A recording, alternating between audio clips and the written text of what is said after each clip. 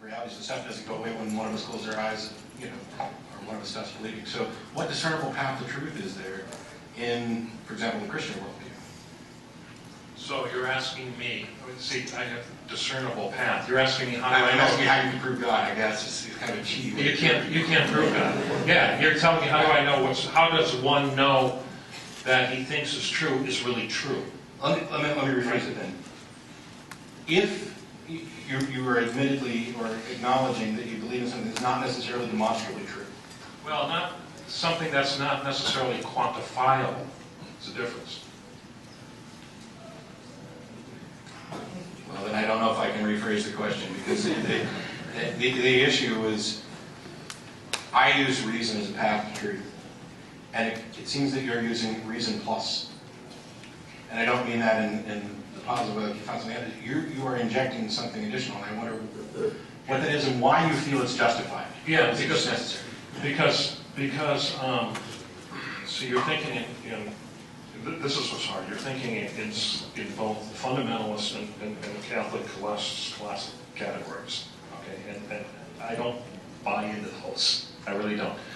I look at the apprehension of truth. Okay, let's call it that. Okay, how does one find truth? Okay, it's certainly reason. I mean, you use your mind. But there is much in life that reason, you use your reason to maybe describe, but reason itself can't capture. Notions of justice, notions of beauty, the essence of meaning, okay? And those are things that are certainly reasonable, I mean, subject to reason, so to speak, but they are also broader than the categories of reason can possess. That's, for example, why we have music. Okay, what is music? Is music reason? No, it's not.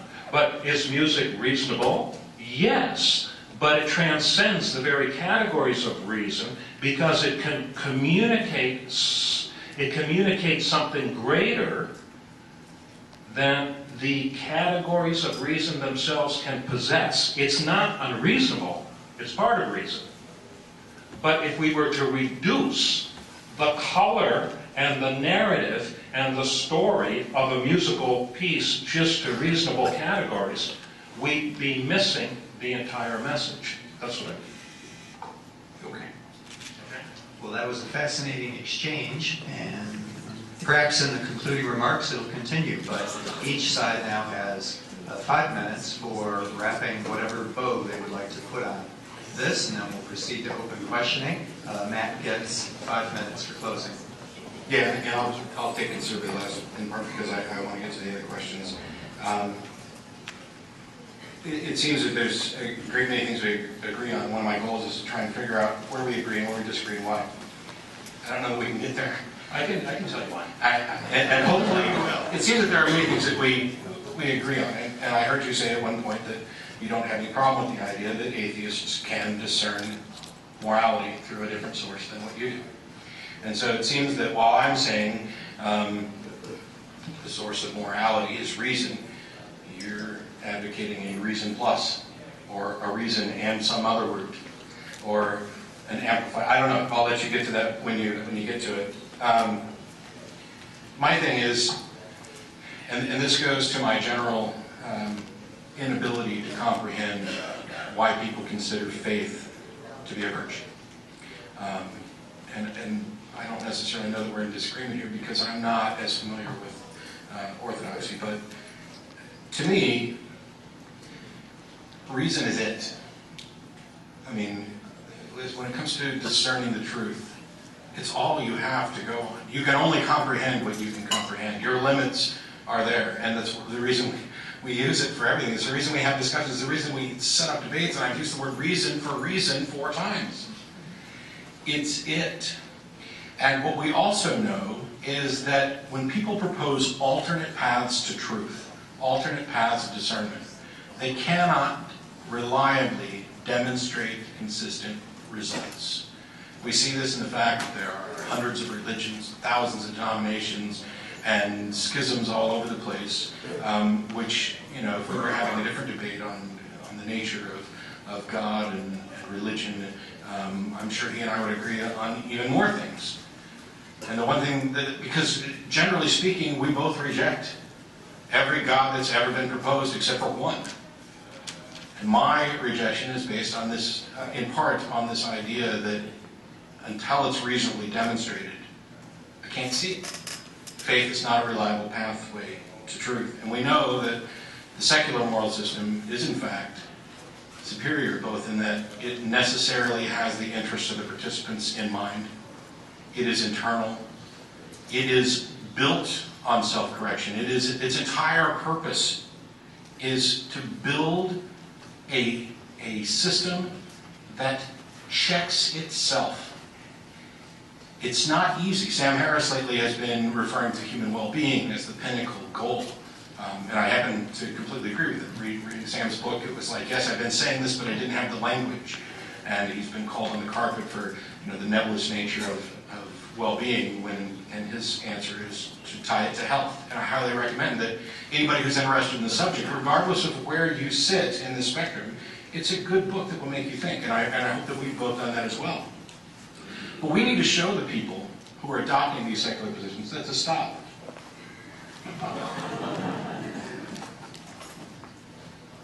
The goal of secular morality. The chair grants an additional minute. The goals of secular... Okay, 1 minute. I can kill this in a minute. We need to show people that they don't have to be stealth secularists. They can actually join in and participate. They can be proud of their participation, and they can directly benefit from their contributions rather than standing in opposition to the very values they secretly embrace. Secular moral systems are inclusive. The authority comes from within. The focus is improvement. Based on our interest in the authority is based directly on a demonstration that the results meet the goals. We need to not make any appeals to the unknown. We are intelligent, empathetic, compassionate beings. We have the ability to set goals and solve problems. The fact that we're not perfect yet doesn't cripple us, it drives us. Because the goal of secular morality include the goal of getting better at getting better.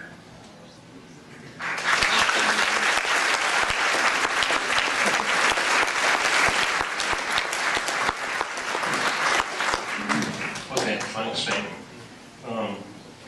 See, you're not true to, not completely true to the, not yours, but the atheist presuppositions. Your atheism is a kinder, gentler atheism than many of the new atheists. It is. But that's because there's notions of moral progress, and also there's also an eschatological vision that it can end up in a better place, which I say is a borrowing from Christianity. But I also say, not necessarily of Matt here, but of the atheist project also portends some great danger. Secularism, as I define it, is nothing more than a blindness to the sacred dimension of life. Now, Matt says everything has to be reasonable. I argue that truth really doesn't come to you through the categories of logic. It comes to you through beauty. It comes to you through reading fiction, especially literature. You know, the irony is that fiction, good fiction, is generally truer than nonfiction, isn't it? Because it reaches deeper truths. It comes to you through music. And this is one of the dangers of the profaning of our culture.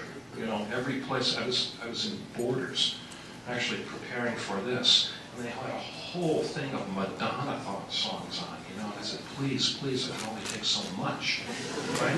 But it's a profaning of culture. It really is, you know, and it's just a slow leveling. And so we lose the magnanimous beauty of human creativity, and it's human creativity that the essential truths come through. Now, granted, it's a messy project. I have no argument with that. And because there's people disagree on what is truth and what isn't, I just say that's all part of the mix. If we believe in truth as a universal category, truth can emerge as long as people hold that presupposition in common and they're men and women of goodwill. I think you are, And I think you hold that fundamental presupposition in spite of your atheism. Okay? I do. I really do. The new atheists don't, though. And the radical atheists don't either. And this is why secularism is something that I don't see as liberation. Okay? I see as potentially dangerous. To my eye, secularism defined as the elimination or the negation of the sacred dimension of life, and all of life has a sacred character, will, in the end, in historical terms, I'm making a projection here, prove to be nothing more than a layover from one city to the next. And that's what I worry about. Okay? Secularism, it appears to be a road of freedom, and it's presented that way. I'm not so sure it is. I worry that it's going to end up in tyranny. Why do I point to this? I'm not holding Matt responsible to this. I'm not holding all atheists responsible to this. But the atheist project, you know, from the 1900s forward, has been a bloody one. A very, very bloody one. And the historical record is not kind to it. So if secularism leads us to a new city, a new Jerusalem of sorts, where human sensitivity has been reduced to raw logic, and the belief, okay, not the proof, the belief that men and women are nothing more than the molecules that make up their brain, then this vision, this world vision, where truth comes through the flourishing of human creativity and human beauty and human language and the architecture and the music and the literature, it will be lost. It will be lost, because that kind of human flourishing, that kind of human creativity ultimately has its source and origin in the living God, and all of us, I'm speaking as a Christian, all of us were created by Him to share in that life, and our fulfillment is to express that community in our particular human, personal distinctiveness. That's lost. That's the vision that is lost in secularism. And the historical record, as I said, shows that secularism, the denial of that sacred dimension, is a place that leads, in the end, to concentration camps and gulags. It does. Read your history. The time for questions and answers is not started. Read your history. I'll close with this. I said that this is one of the fundamental questions of our age. If you want to read of this in more specificity, read the new philosophers, the new French philosophers, André Glucksmann, Bernard Henry Levy. Especially read his book, Barbarism with the Human Face. This is being talked about on very, very high levels. Hitchens knows this. And this is what he's arguing against. Popular atheism, even popular Christianity, doesn't. But understand that much is at stake here. And one of the things is at stake is the very light that has enlightened Western culture, as imperfectibly as man has seen and perceived that light. But if that goes out, if that is extinguished, then we face a very, very dangerous future indeed.